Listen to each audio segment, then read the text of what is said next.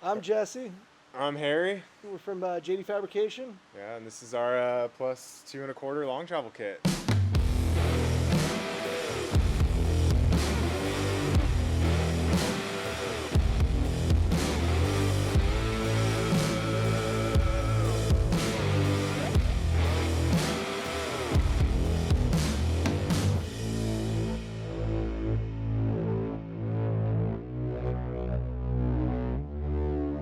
My name's Harry. I work for Jesse. I've known Jesse a long time, and this whole journey with the Tacoma started a couple years ago.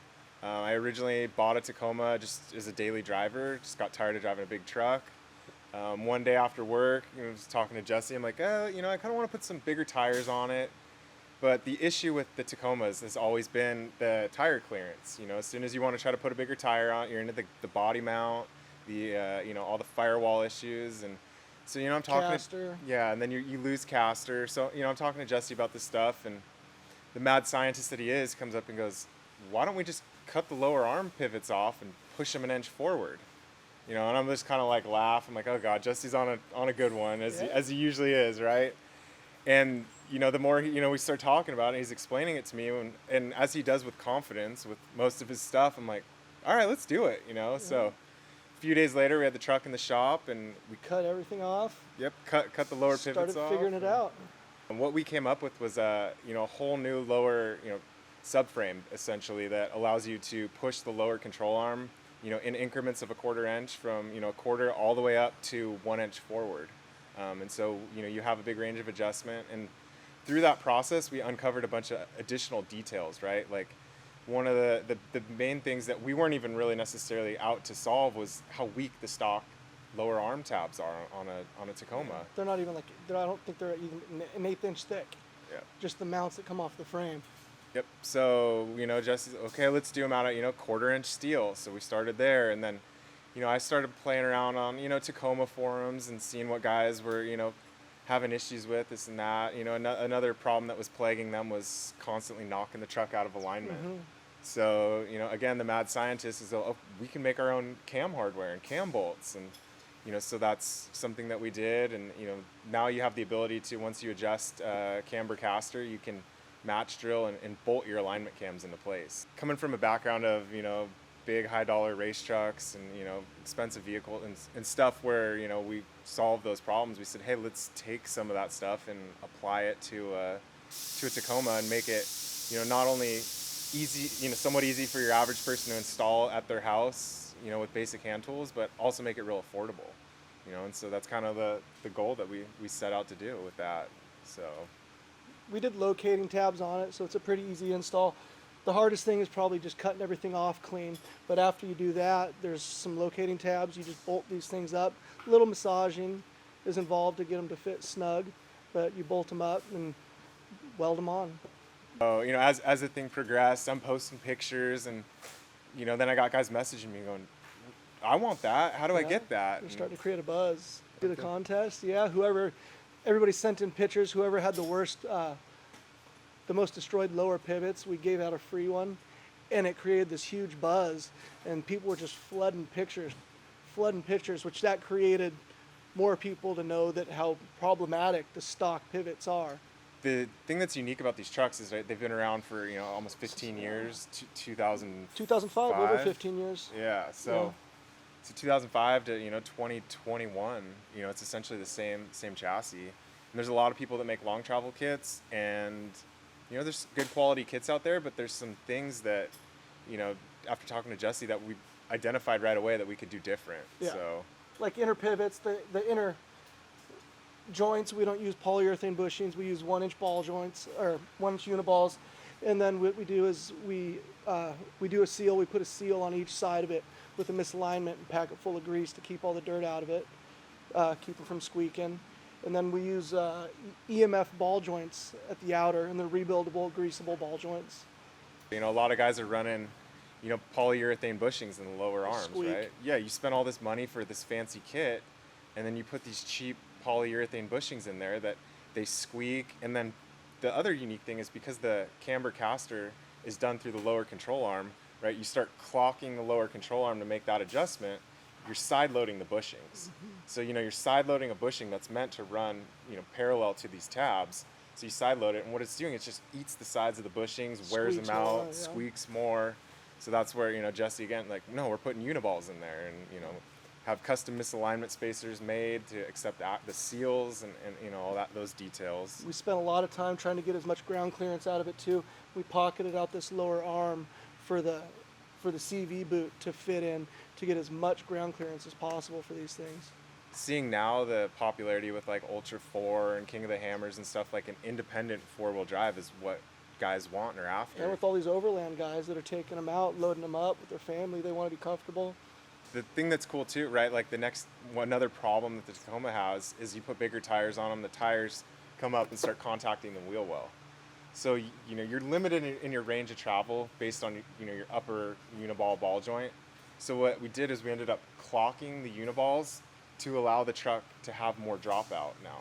Because the CV can allow for it, we said, hey, let's make the truck have more dropout. We changed where we put the suspension travel. It has more drop. It has about 2 more inches. Yeah, a couple. I think. Yeah, exactly. Than it would with the stock CV. That if you were to build it with the stock.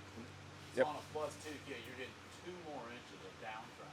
Yep. It's the same amount. It's about the same amount of travel as the other kits, but because of the 934s and the clocked ball joints, we're able to get more dropout out of it. So when you're sitting there at ride height, instead of having 3 inches of dropout, you'll end up with about 5, which will definitely make your ride a lot nicer.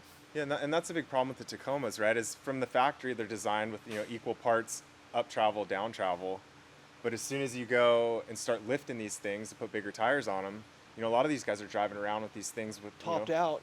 Essentially, I can't tell you how many I've seen where they have like maybe an inch of dropout, and it's gonna ride like crap. Going down the freeway, bouncing off your ball joints. Yeah, they want to lift the truck, and so this solves that issue, right? Where you can still put some lift into the truck and have equal parts up and down travel, get a nice compliant ride, and so that was a neat thing. So yeah, as through the process of developing the long travel kit, we went back and forth with, are we going to do a custom spindle, are we not?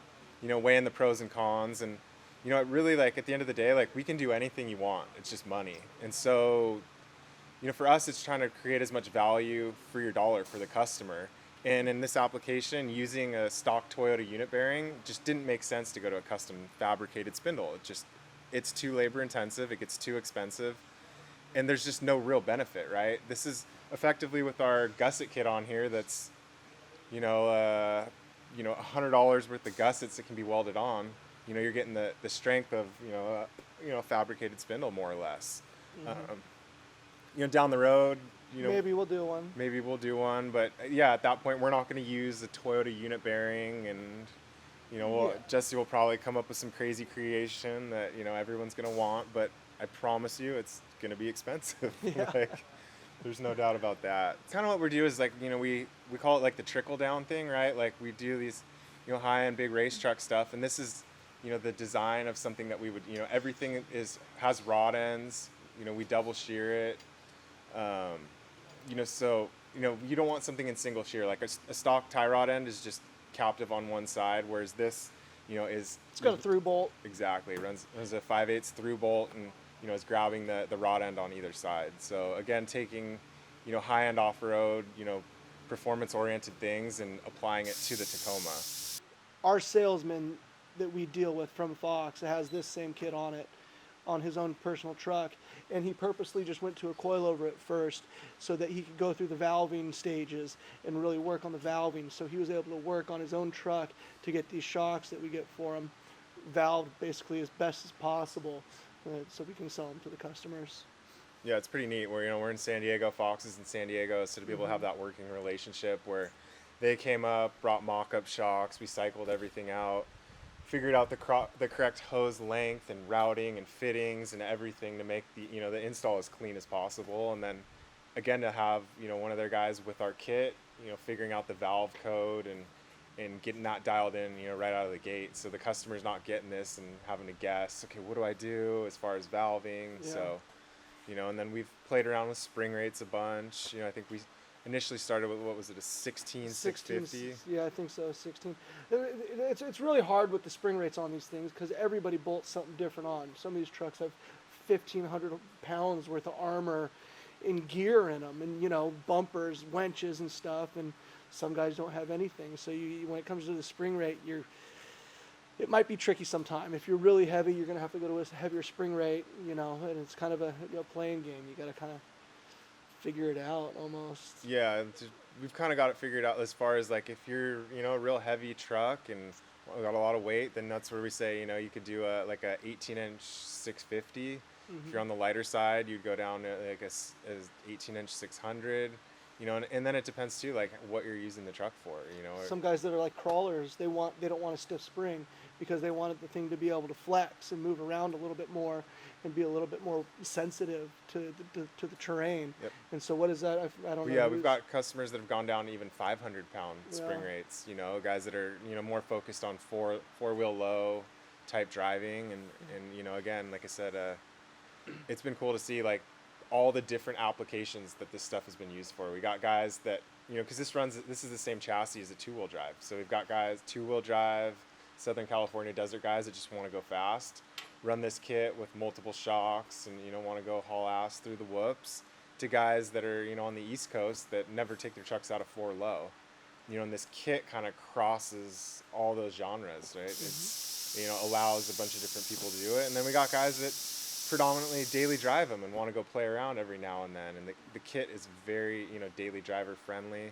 Like the 2 1/4 kit that we have, your average person, if they went and drove the truck around on the street, they wouldn't know that they're driving a long travel truck. I mean, it's the 2 1/4 is a nice little range too. We also do a 4-inch over long travel kit for these things. But the 2 1/4, you can, if you get the right offset rim, you can get away with not having to go down and get fiberglass fenders, go down that route of paint and more expenses just on top of everything that you're doing.